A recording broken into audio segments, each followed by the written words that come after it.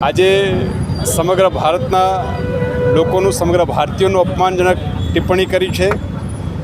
કોંગ્રેસ અને કોંગ્રેસના નેતાઓ વારંવાર આપણા દેશનું અપમાન કરે છે, આપણા દેશના લોકોનું અપમાન કરે છે।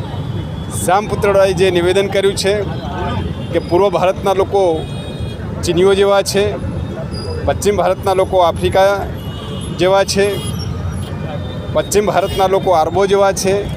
આ રીતે રંગભેદ, જાતિવાદ, વિરોધાભાસ નિવેદનો કરી ભારતના લોકોનું અપમાન કર્યું છે, જેને ભારતીય જનતા પાર્ટી સખત શબ્દોમાં વખોડી કાઢે છે।